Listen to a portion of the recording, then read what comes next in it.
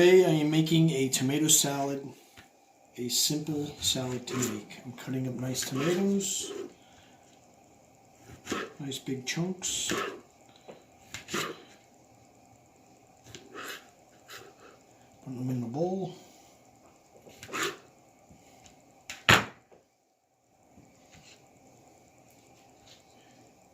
And then I have some red onion. Take that. Put it in the bowl. Very simple recipe. So now I have a little bit of cilantro. Take that, add that in there. Have some salt to bring out the juices of the tomato. A couple pinches of that. And some oregano.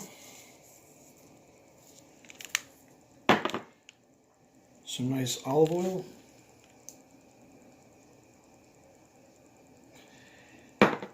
And some vinegar. There you have it, folks. Tomato salad.